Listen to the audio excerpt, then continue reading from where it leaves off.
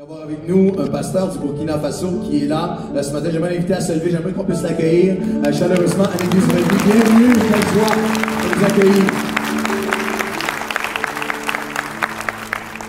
Notre partenariat pour l'homme missionnaire est avec toutes sortes d'organismes aussi. Depuis les tout débuts de Nouvelle Vie, nous collaborons, nous sommes en partenariat avec les ministères multilingues Québec et aussi francophonie internationale. Le pasteur Joël Gerbard qui est dans l'équipe avec nous ici à Nouvelle Vie, qui est président de Ministère multilingue, qui est une maison d'édition qui publie des ouvrages depuis des années.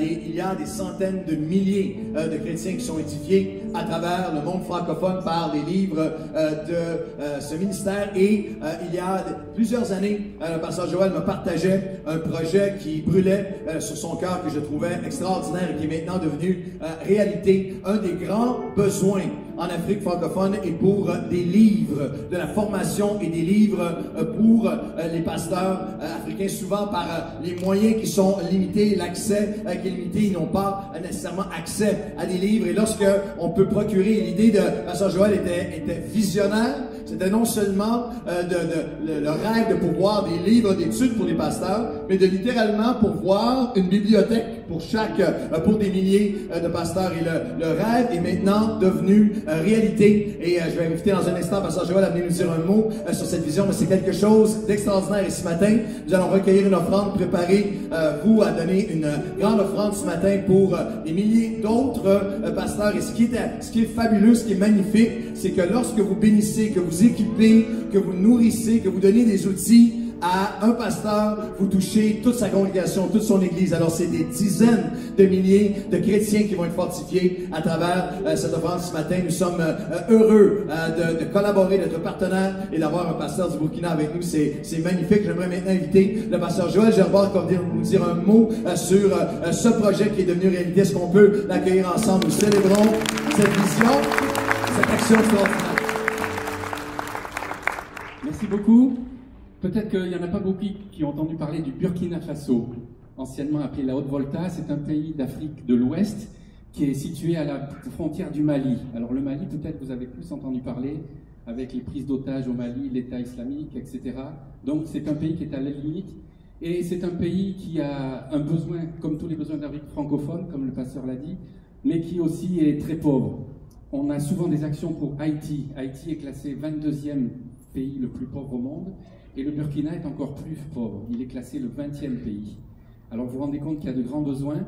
Et nous avons travaillé avec le pasteur Ramdé, qui s'est occupé sur place de tout le projet, et avec la FEME, la Fédération des Églises et des Missions Évangéliques, qui regroupe 14 mouvements et associations d'églises.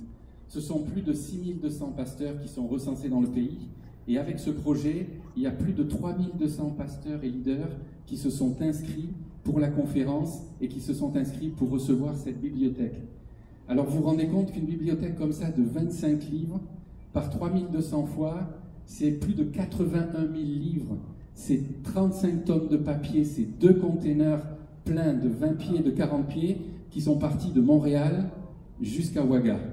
Amen. Ça a été conditionné à Montréal par la plus grosse usine qui conditionne aussi les packs de bière, etc. Mais au milieu de tout ça, il y avait les bibliothèques pastorales. Ça a eu un impact formidable sur le pays. Parce qu'à un moment donné, quand je parlais avec le pasteur, je disais, oui, mais les gens sont plus intéressés par des projets humanitaires.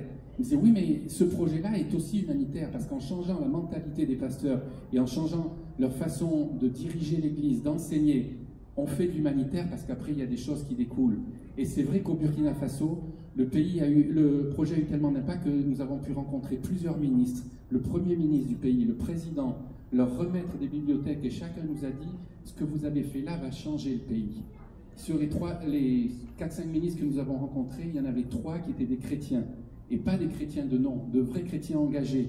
Et c'est à cause de la formation qu'ils ont reçue. Alors comme le disait le pasteur Claude, en investissant dans une formation pour les pasteurs, on touche l'Église, mais là-bas on touche aussi le pays. Alors comme je disais, le pays est pauvre, et il y avait plus de 3300 pasteurs inscrits, et après les conférences, il restait à peu près 300-400 kits. Alors j'ai demandé au pasteur, mais comment ça se fait qu'il reste des kits? Les gens s'étaient inscrits, ils ont commencé à payer et tout. Il me dit, oui, mais c'est parce qu'il y a des pasteurs qui ne peuvent plus. Ils ont commencé à payer et ils ne peuvent plus. Et je ne comprenais pas, parce que on a fait toute la bibliothèque qui vaut plus de 800 $ au prix de 2 livres seulement. Et il y en a plus de 25. Et il m'a dit, oui, mais c'est qu'il y a des pasteurs qui reçoivent juste 1000 francs ou 2000 francs le dimanche, c'est-à-dire 2 $ ou 4 $ le dimanche. Alors c'est la raison que nous voulons vous présenter ce projet. Vous pouvez toucher un pasteur, vous pouvez toucher une église, vous pouvez toucher une nation. Que le Seigneur vous bénisse. Nous allons regarder quelques images.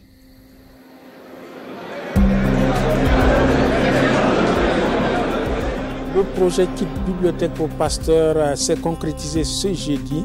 Une cérémonie de remise de Kit Bibliothèque s'est tenue ce matin au site du 75e anniversaire des Assemblées de Dieu en présence du président de la FEME et des autorités politiques et administratives du Burkina Faso. Mais c'est un plaisir pour mon épouse, pour moi-même et pour mon collègue pasteur Nicolas d'être parmi vous. Alors je vous remercie pour l'effort que vous avez fait pour être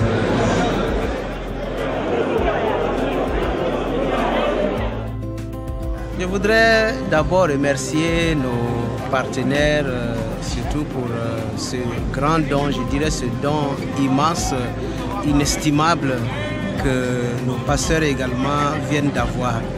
Alors ce qui est très important, c'est que dans notre milieu, la plupart de nos pasteurs n'ont pas de documentation.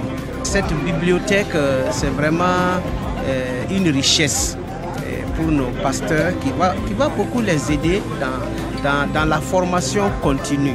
Nous pensons que cette bibliothèque est vraiment la bienvenue et il n'y a pas, je dirais qu'il n'y a pas un cadeau aussi grand, aussi important que cette bibliothèque que nous venons de recevoir ainsi que nos pasteurs.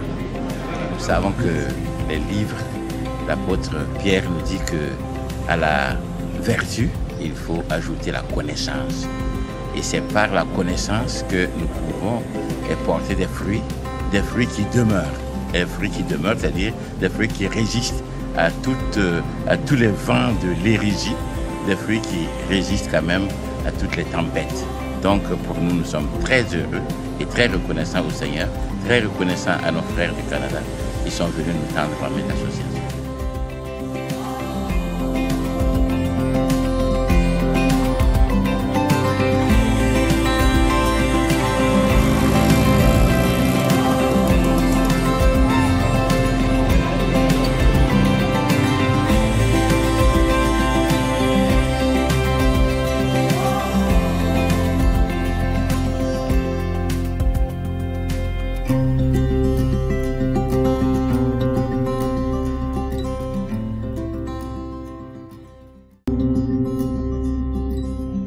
On peut célébrer ensemble la joie que nous avons connue.